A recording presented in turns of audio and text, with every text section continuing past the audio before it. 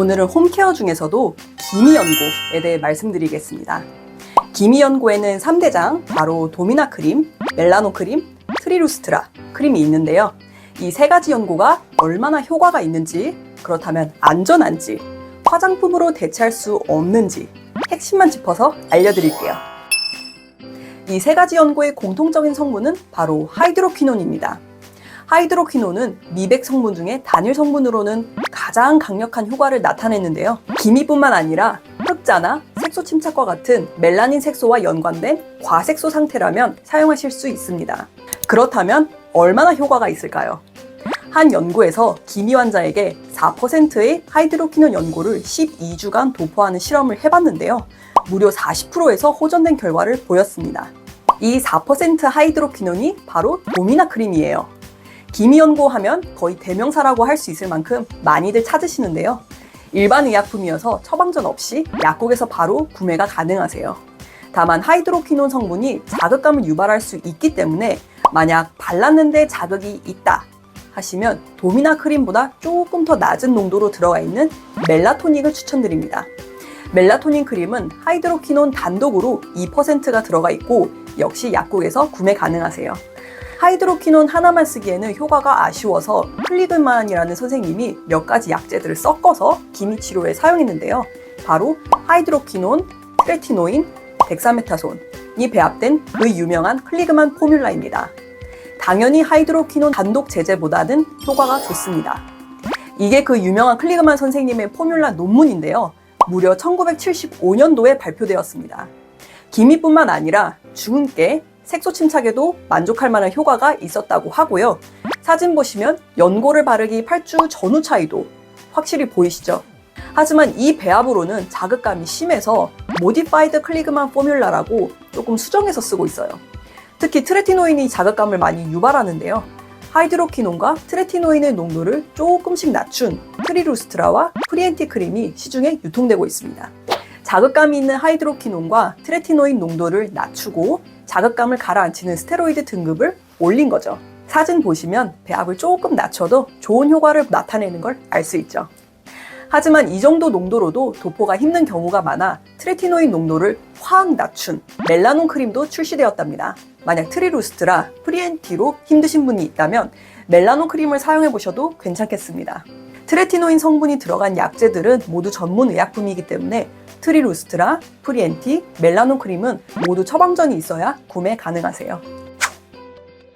이 연고들이 하이드로퀴논 단독이냐, 그리고 트리플 포뮬라냐에 따라 다른데요. 도미나 크림은 하루에 1번에서 2번 정도 기미 부위에 손가락으로 얇게 펴발라주시면 되고요. 멜라토닌 크림도 마찬가지입니다. 트리루스트라 크림은 자기 전 1번, 기미 부위에 손가락으로 얇게 펴발라주시면 됩니다. 크림에 들어있는 트레티노인이 빛에 분해되기 때문에 낮에는 바르지 마시고요. 멜라논 크림이나 프리엔티도 사용법이 동일합니다. 이 기미 연고들은 자극감이 있을 수 있어서 처음에는 농도가 낮은 것을 시도해보세요. 하이드로퀴논 단독 제제를 써보고 괜찮았다면 트리플 포뮬라로 쓰셔도 되고요. 나는 꼭 트리플 포뮬라를 써야겠어 하신다면 처음에는 보습제와 섞어서 희석시킨 다음 도포해 주시거나 바르는 간격을 2-3일 정도 띄워서 발라주세요. 써보고 자극감이 지속된다면 피부과 방문하셔야 합니다.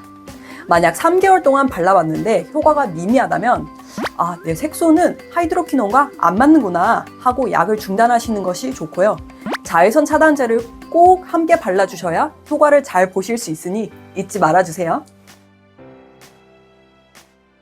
또한 기미 치료로 레이저 토닝 받으시는 분들이 있으실 텐데요. 저 같은 경우 토닝 치료 받는 동안에는 피부에 자극이 갈 수 있어 연고를 쓰지 말라고 안내드리고 있습니다만 꼭 써야겠다 하시면 피부과 시술 안 받는 날에만 도포해주세요. 가장 우려되는 부작용은 외인성 갈색증입니다. 외인성 갈색증은 하이드로퀴논을 바른 곳에 기미보다 더 진하게 색소가 침착되는 증상인데요. 색깔이 약간 잿빛 또는 청색을 띠어요.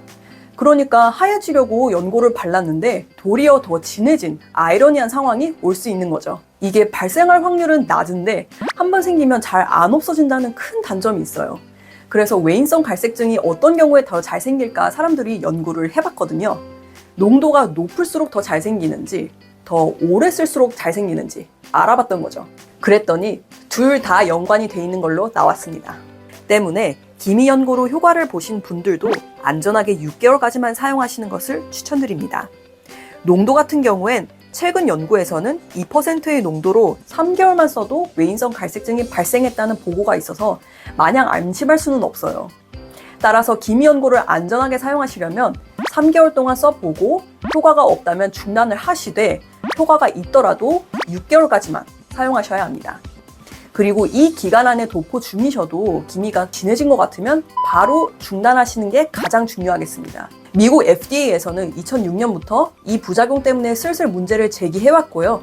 2020년부터는 FDA에서 OTC 성분으로는 더 이상 안전하지 않다고 해서 많은 회사들이 자발적으로 생산을 중단했어요.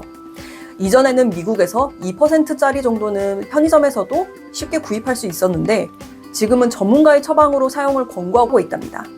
유럽에서도 하이드로퀴논 성분을 OTC 성분에서 아예 금지시켰고 전문 의약품으로만 구할 수 있습니다. 하이드로퀴논이 발암물질이냐에 대한 논란도 있는데요. 사람에 대한 근거는 없고 동물 실험에는 유발할 수 있다는 연구는 있습니다. 그리고 하이드로퀴논 관련 최신 논문들을 보다가 발견한 게 있는데요. 바로 티아미돌입니다.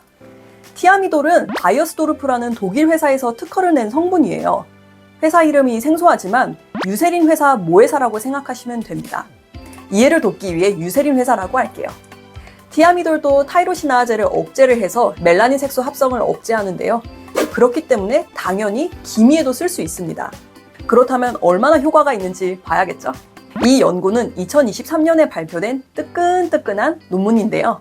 클리그만 포뮬라에서 하이드로퀴논 대신 티아미돌을 넣어서 실험을 해본 거예요. 12주 동안 기미 환자들의 클리그만 포뮬라랑 티아미돌 트리오를 발라봤는데 두 가지 약제 모두 유의미한 개선을 보였습니다. 두 번째 논문은 2020년에 발표된 티아미돌 세럼을 이용한 실험인데요. 그러니까 약으로서가 아니라 우리가 정말 실생활에서 쓰는 화장품으로 실험한 거죠. 얼굴 한쪽은 티아미돌을 바르고 한쪽은 안 발라서 12주 동안 비교를 해봤는데요. 티아미돌을 바른 쪽이 색소 개선을 월등하게 보였다는 내용입니다.